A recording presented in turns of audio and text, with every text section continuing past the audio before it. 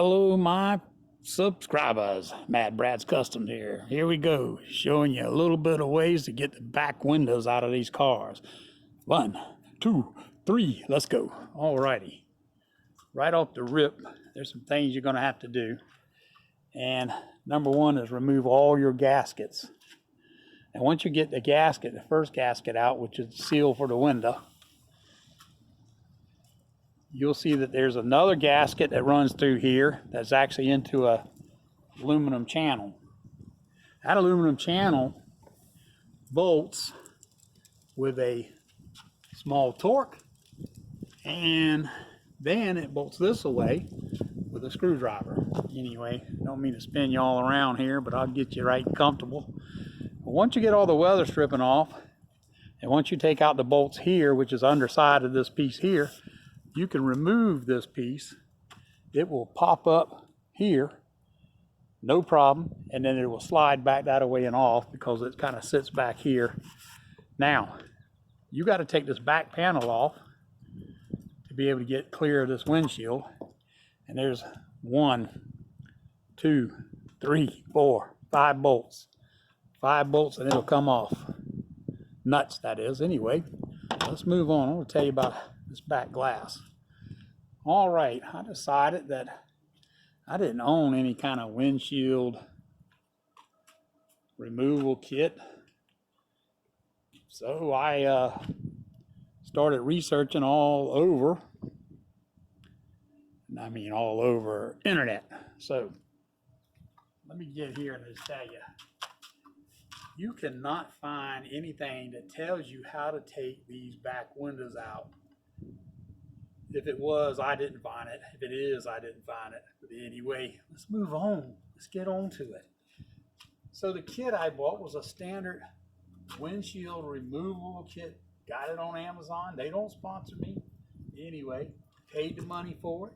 Well, in my past, I have done them with a piano wire, where you just work through that gasket inside and out. Maybe get a buddy to help you, whatever works. But you just all the way around and get that weather strip cut. Well, this nice kit had everything you wanted, even nice handles for that wire. But the dang wire was so cheap. As soon as you 2 or 3 times, it didn't take much, it popped. So anyway, discarded that whole deal. Me and Tommy, my buddy, worked on it a couple of hours. We gave up. Well, this is another day. The sun's out. I started on this thing, put it out here in the sun, let that window get nice and hot. I think it's 61 degrees right now, and I'm gonna tell you what, I couldn't get anything to happen. I ended up taking a fine blade, flimsy old buddy putty knife, jeepers. Anyway, I went and got it from Lowe's, and I actually stuck it up here on this edge under the glass, and I would tap it with a hammer. Some of it would go on through with no problem, and then there was places it wouldn't. So I decided I'd take my little mini torch and heat the blade. Well, I could get it to pass through, but that was taking a lot of time, crazy time, and I'm not in no hurry, and we'll do it right. But anyway, everybody wants to do something and be done with it, or get to a different whatever, a different place in this. It fights you for hours one day. You got an hour or so in it this day. It's not happening. Kits that I buy to take it out ain't working. I got to thinking. Remembered I had this little jewel, and I was like, you know, it'll cut wood. That blade there, you could change it. It'll cut light metal. Built by Craftsman, which don't support anything to me. I bought this, paid for it years ago. Anyway, let's go back to it. So what was so cool about it, with this being a wood cutting blade, it has a few little teeth on it. All I had to do was work the edge, turn it on. You ready? Look at that.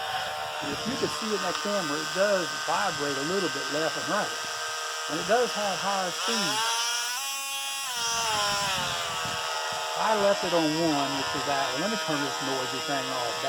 Anyway, so I was able to just go under the glass, it would cut through, and I could turn it on an angle and go all the way up to this body seam right here. And then it didn't want to get through there. Apparently that seam has a little hump into it, and I was having trouble. So I popped the trunk lid up, and I was able to go underneath the glass all the way around the trunk lid, all the way up the other side.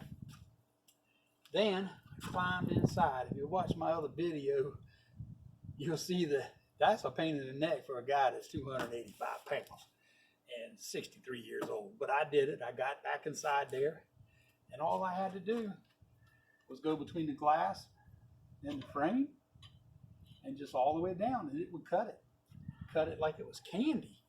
Crazy. So for all those that want to know, if you want to take a back glass out of a 99 to 04 Mustang, you're going to have something like that. They make a thing for a Sawzall, but the Sawzall is so big you can't really get back in there with it to do, and it's just a blade and lets the Sawzall do this, you know, through the gasket material. But this little teeny blade, this little thing was just perfect all the way around. Crazy. Crazy how easy that was, and I spent so much time Saturday trying to get this thing out. Well, I'm going to tell you, my subscribers, hit that like button, subscribe to Mad Brad Customs. We are growing. We are getting bigger and bigger, more numbers, and I thank every one of you for hitting that button. It's real easy. So the next video you're going to see is my buddy Tommy's going to come over here. We're going to get some suction cups. We're going to pull this glass out. We're going to turn it over. We're going to clean that old film off of it. And I might have scratched that black border that goes around there. If I have, I will repaint that little border. So when we put it all back together, you won't see any of that. All right, don't forget, like, subscribe. We are out.